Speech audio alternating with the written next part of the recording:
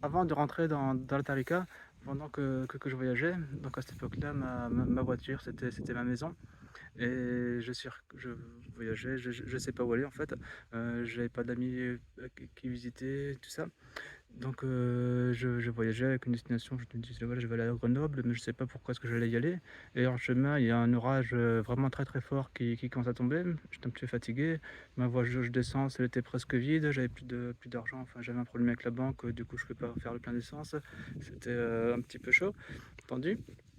Et, euh, et puis il y avait cet orage qui tombait. Et je sais pas pourquoi je me suis arrêté à côté d'un arbre, au bord d'un champ. Et je suis sorti sous la pluie. Et puis j'ai prié Dieu. J'ai demandé à Dieu. Alors qu'à l'époque-là, j'étais pas croyant. Que Dieu me pardonne. Mais j'étais tellement désespéré que j'ai prié Dieu parce que je ne savais pas quoi faire d'autre. Et il pleuvait. Et puis j'avais senti quelque chose de bien dans cette pluie. Et j'ai prié Dieu. J'ai fait des doigts.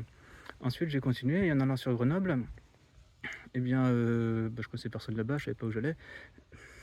Alhamdoulilah. Et je rencontre quelqu'un, enfin plutôt quelqu'un me rencontre, et on discute ensemble, le courant il passe bien, il m'invite chez lui, et puis voilà, on discute, il m'invite, il me propose, on mange ensemble, il m'invite à manger, et puis il me propose de prendre douche aussi. Je raconte un petit peu mon histoire et il me propose de prendre une douche. Et dans sa salle de bain, et bien en fait, il y avait un petit carnet qui expliquait comment prendre sa douche. Et puis du coup, moi je trouve ça bizarre parce que quand on prend la douche, bon. Et à cette époque-là, je lisais beaucoup. Tous les livres qui tombaient sur la main, je les lisais. Enfin, si m'intéressait bien sûr, quoi. Mais grosso modo, tous les livres, je leur laissais une chance. Et donc voilà, j'ai pris ce petit livre, j'ai commencé à regarder la façon dont il continuait de se laver. Et puis j'ai trouvé ça très, très, très pertinent, très logique. Et puis du coup, je me suis lavé comme c'est écrit dans le petit livre. Et c'est comme ça que j'ai appris à faire le roussel.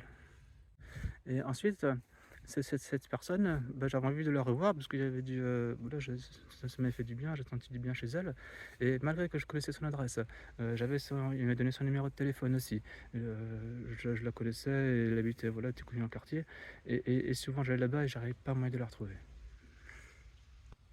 Et les frères qui sont à Darika, ils savent qu'est-ce que ça veut dire. En fait, notre chair, il nous accompagne déjà avant, quoi.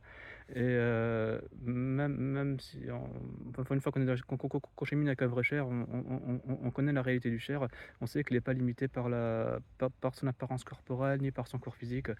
Et voilà, c'était entre 2008 et puis 2013, comme ça.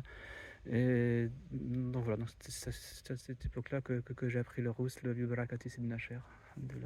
C'est que des années plus tard, quand je me suis converti, et donc là que je devais faire le rousse, et puis que je devais apprendre tout ça, que je me suis rendu compte que j'avais déjà appris, que je savais déjà.